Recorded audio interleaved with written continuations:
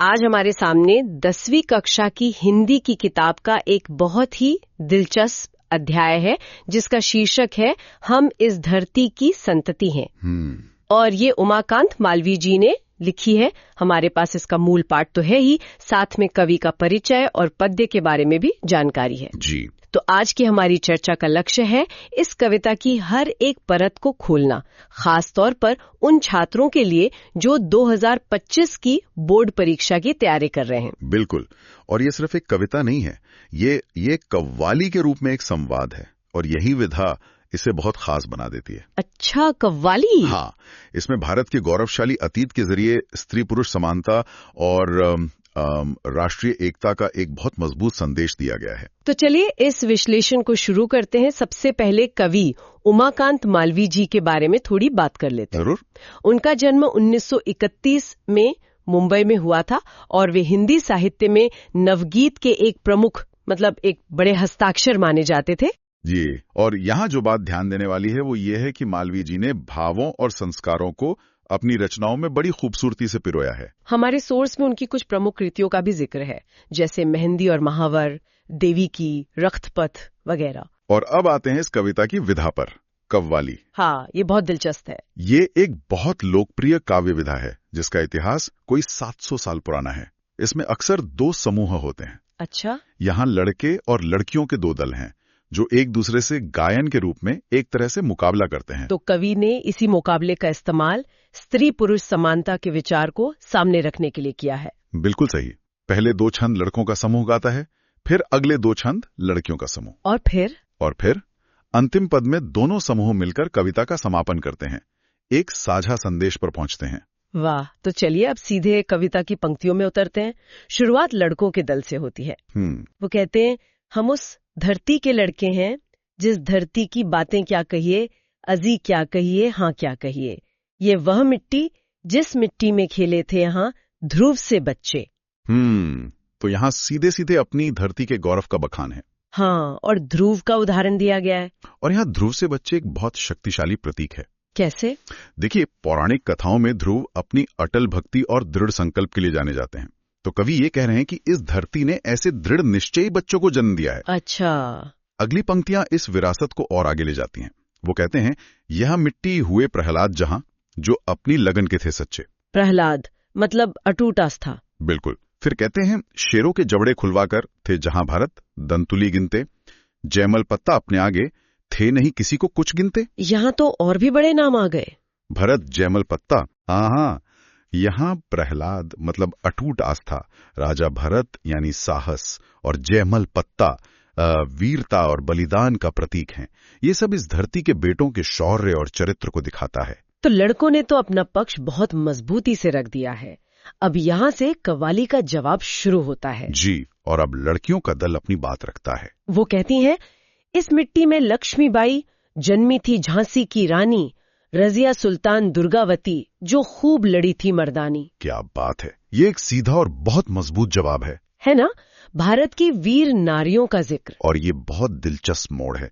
जहां लड़कों ने पौराणिक और ऐतिहासिक पुरुषों का जिक्र किया, वहीं लड़कियां भी इतिहास से ही लक्ष्मीबाई, रजिया सुल्तान और रानी दुर्गावती जैसी शासक और योद्धाओं का उदाहरण दे रही हैं। मतलब बराबरी का जवाब। एकदम।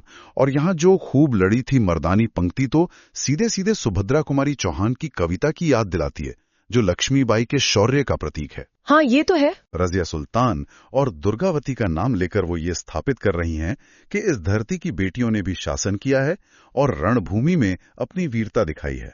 और लड़कियों का दल आगे कहता है, जन्मी थी बीवी चांद जहां, पद्मिनी के जौहर की ज्वाला, सीता सावित्री की धरती, जन्मी ऐसी ऐसी बाला। यहाँ चांद बीबी और पद्मिनी के साथ साथ सीता और सावित्री का भी जिक्र है, जो शौर्य, त्याग और पतिव्रता के प्रतीक है। बिल्कुल। और यहीं कवि ने स्त्री के अलग अलग रूपों को प्रस्तुत किया है। मतलब एक तरफ चांद बीबी और पद्मिनी जैसी वीरांगनाएं हैं जिन्होंने अपनी आन बान शान के लिए लड़ाई लड़ी। ठीक। तो दूसरी तरफ सीता और सावित्री हैं जो भारतीय संस्कृति में त्याग, पवित्रता और दृढ़ता के सर्वोच्च आदर्श हैं। अच्छा, तो ये दिखाता है कि बेटियों का योगदान सिर्फ रणभूमि तक ही सीमित नहीं है। सही पकड़ा आपने।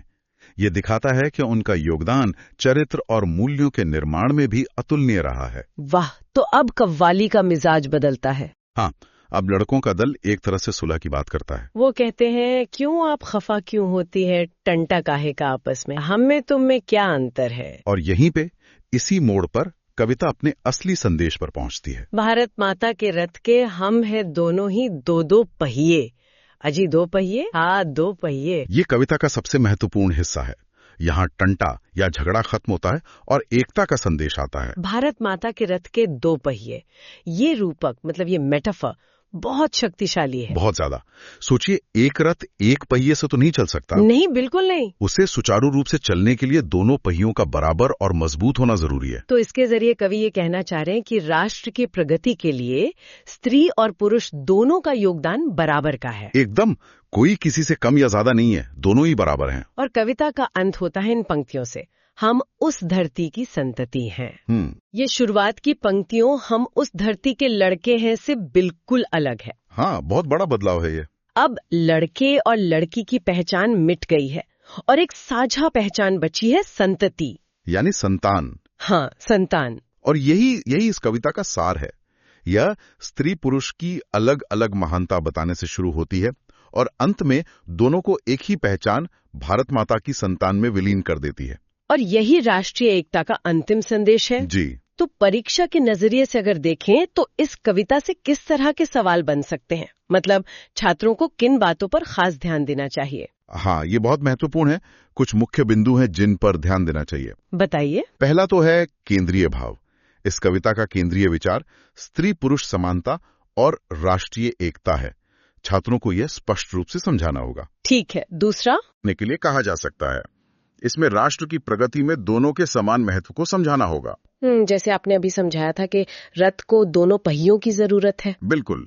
तीसरा पॉइंट है ऐतिहासिक पात्र। कविता में जितने भी लड़कों और लड़कियों के नाम आए हैं, जैसे ध्रुव, प्रहलाद, भरत, जयमल पत्ता और लक्ष्मीबाई, रजिया, दुर्गावती, चांद बीबी, पद्मिनी, सीता, सावित्री, हाँ, इन सब की एक सूची बनाकर उनके योगदान को संक्षेप में याद रखना चाहिए। प्रश्न आ सकता है कि कवि ने इन पात्रों का उल्लेख क्यों किया है। अच्छा, और चौथा पॉइंट? चौथा है कव्वाली विधा। इस विधा की विशेषताओं पर प्रश्न हो सकता है, जैसे यह एक गायन शैली है, इसमें 2 दलों के बीच मुकाबला होता है और इसका अंत अक्सर एक निष्कर्ष पर होता है। समझ गई। और आखिरी पॉइंट? आखिरी और सबसे अहम, शीर्षक की सार्थकता। हम इस धरती की संतति हैं, ये शीर्षक क्यों उपयुक्त है? क्योंकि कविता का अंतिम संदेश यही है। हाँ, क्योंकि कविता का अंतिम संदेश यही है कि हम सब लिंग भेद से ऊपर उठकर इस धरती के संतान हैं। तो आज हमने उमाकांत मालवीय जी की इस खूबसूरत रचना को समझा। जी। ये कविता न सिर्फ परीक्षा के लिए महत्वपूर्ण है, बल्कि एक बहुत गहरा सामाजिक संदेश भी देती है। बिल्कुल। ये बताती है कि अपनी अपनी विरासत पर गर्व करना अच्छी बात है, लेकिन असली पहचान हमारी एकजुटता में है। आपने एकदम सही कहा। ये कविता हमें अपने गौरवशाली इतिहास से जोड़ती है और साथ ही एक बेहतर भविष्य का रास्ता भी दिखाती है। बिल्कुल। अंत में सोचने के लिए बस एक विचार छोड़ रहा हूँ। हाँ, जरूर। कि कविता में जिन ऐतिहासिक हस्तियों का जिक्र किया गया है, वे अपने अपने समय के आदर्श थे। आज के दौर में एक राष्ट्र के रूप में आगे बढ़ने के लिए हमारे आदर्श क्या होने चाहिए?